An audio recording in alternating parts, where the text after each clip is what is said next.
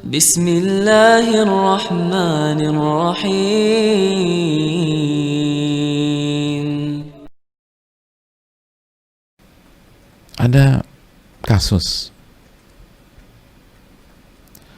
yang dialami Syaqiq Al-Balkhi.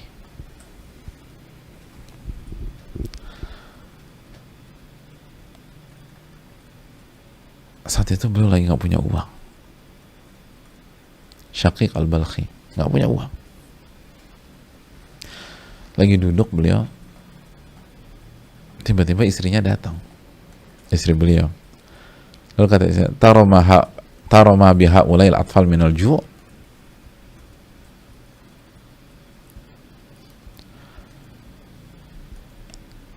Wahai suamiku, tidakkah engkau lihat bagaimana kelaparannya anak-anak kita?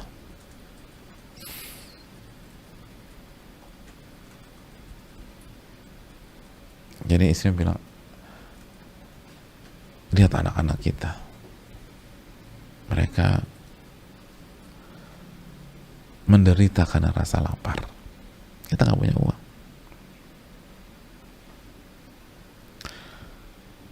Maka apa yang dilakukan Syaqiq Al-Balkhi?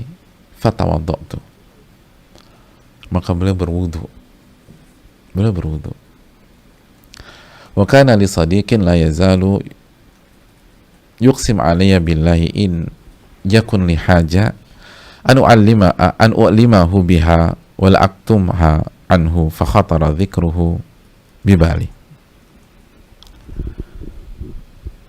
Setelah aku wudu,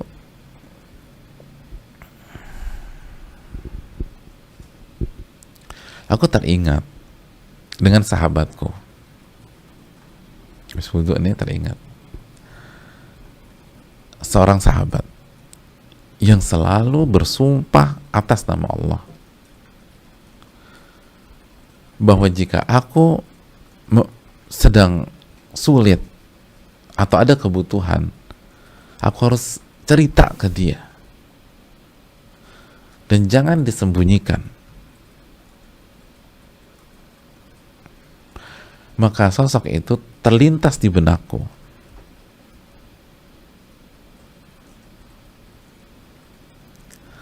Jadi beliau punya sahabat yang baik banget. Dan setiap ketemu misalnya, itu meminta pokoknya, kalau bahasa kita sekarang, pokoknya kalau lo butuh sesuatu, lo harus bilang gua. Ingat, saudara nih kita. Jangan diem.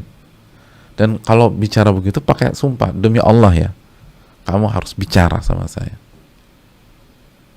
Jadi selalu pakai sumpah, demi Allah, saya akan bantu. Kita akan support, kita saling dukung, kita ini saudara.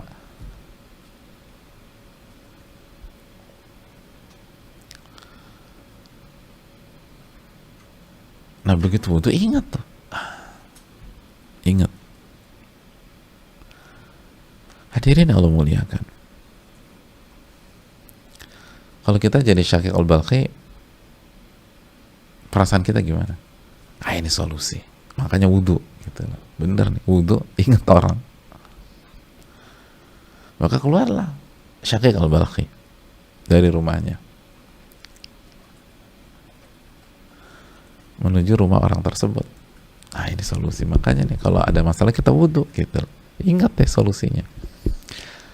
Pergilah dari rumah. Dalam perjalanan melewati masjid. Oh, belum selesai ceritanya Ustaz? Belum. Kalau Anda udah selesai ceritanya, langsung Anda telepon minta duit. Belum selesai nih. Lewat masjid. Begitu melewati masjid, teringat dengan nasihat Abu Ja'far. Seorang nama besar pada saat itu, Abu Ja'far. Oh, ini nasihatnya bagus banget jemaah. Catat baik-baik. Kata beliau, man urida lahu haja ila makhluk falyabda fiha billahi azza wa jal. Barang siapa yang punya urgensi, punya kebutuhan sehingga kebutuhannya itu memaksa dia untuk meminta kepada makhluk, meminta kepada makhluk. Darurat nih, darurat.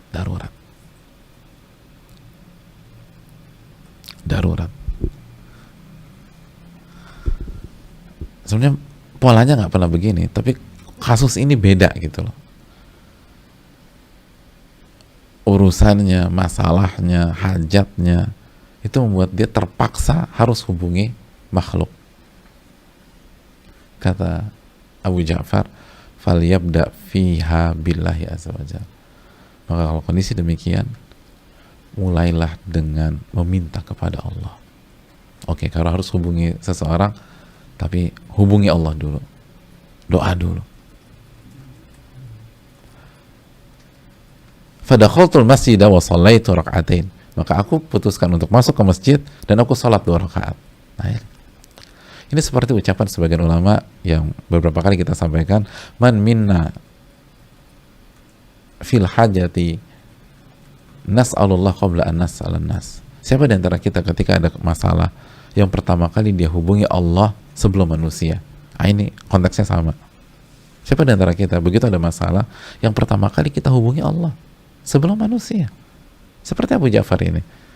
Barang siapa yang memiliki masalah, pelik segala macam, dan terpaksa harus hubungi makhluk, terpaksa harus menghubungi manusia, maka mulailah dari Allah dulu, jangan manusia dulu.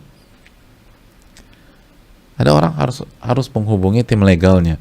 Sebelum hubungi tim lawyernya, udah sholat belum? Minta nggak sama Allah? Doa dulu sama Allah. Dan dari sini sekali lagi, meminta kepada manusia itu diperbolehkan, hadirin sekalian, selama hati itu tidak ke makhluk.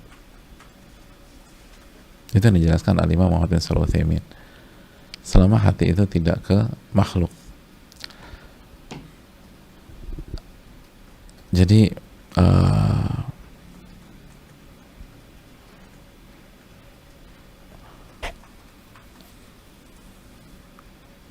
hati itu kepada Allah Subhanahu wa Ta'ala. Jadi kita nggak serahkan urusan kita kepada manusia secara hati. Kita yakin bahwa semuanya ini tuh dari Allah Subhanahu wa Ta'ala. Tapi memang terkadang kita minta sama, tapi dengan 2 catatan kata para ulama. Yang pertama,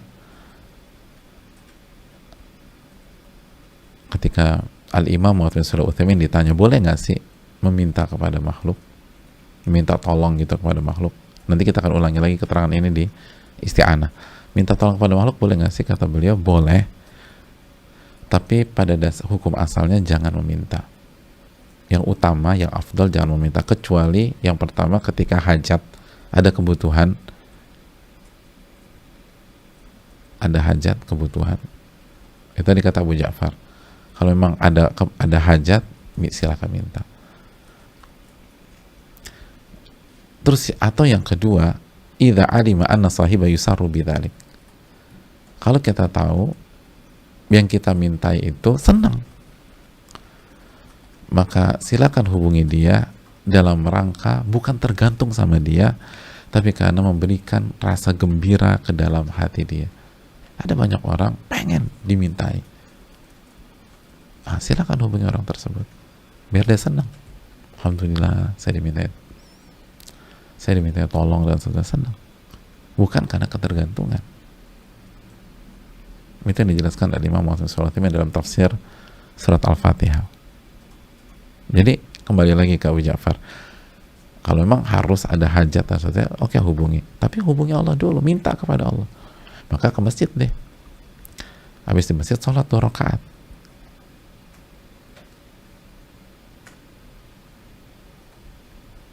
Habis itu jamaah, Syakir Al-Balkhi itu ketiduran beberapa saat. Jadi ketiduran mungkin hanya beberapa detik gitu. Dan ketika itu dia merasa dia menyampaikan, ya Syakik, atadulul ibadah ala Allahi thumma tansah. wahai Syakik, selama ini engkau mengarahkan manusia kepada Allah dan sekarang engkau lupa sama Allah.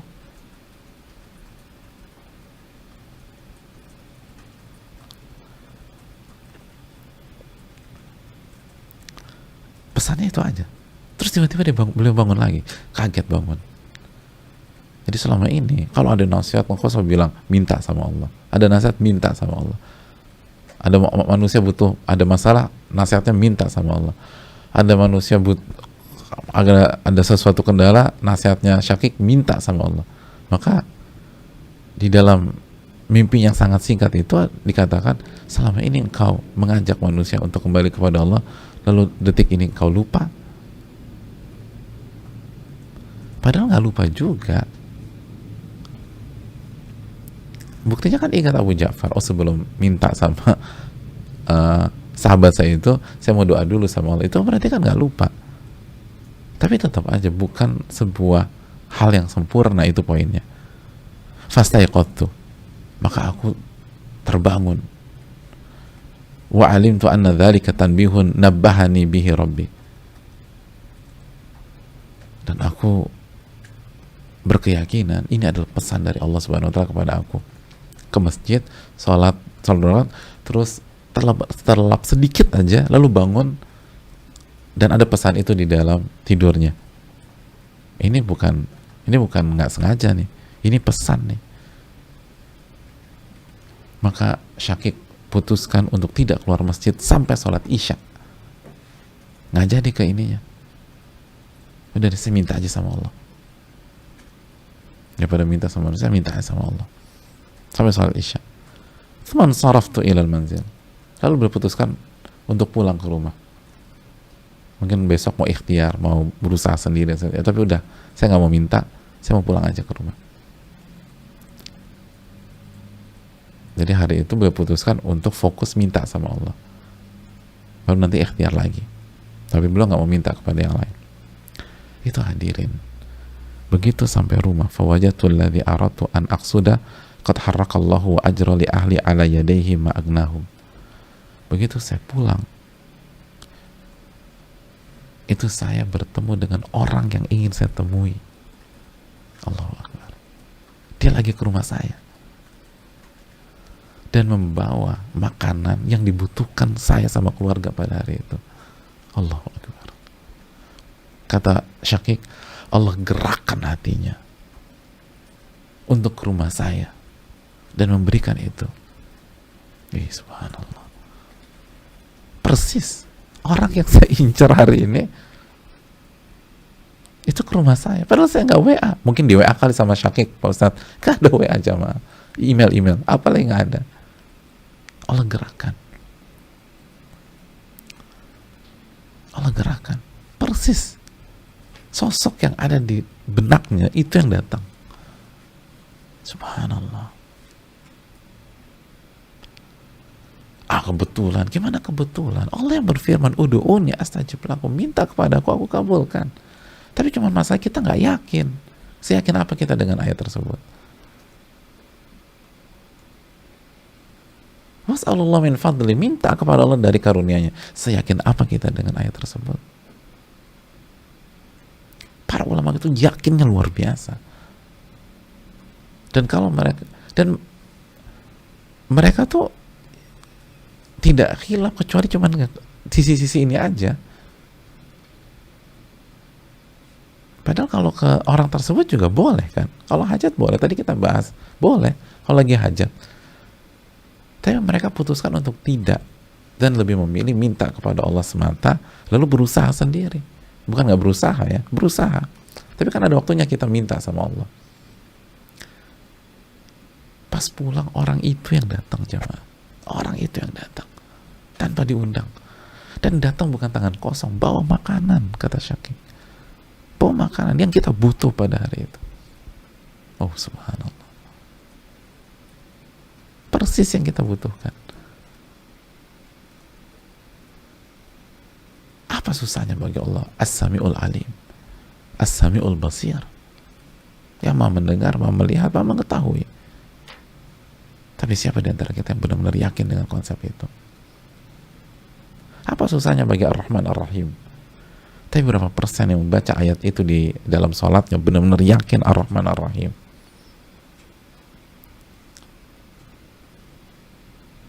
Idza sa'alta fas'alillah. Nabi SAW bersabda, jika Anda ingin meminta, Anda butuh, mintalah kepada Allah Subhanahu wa ta'ala. Alhamdulillahi Rabbil Alamin.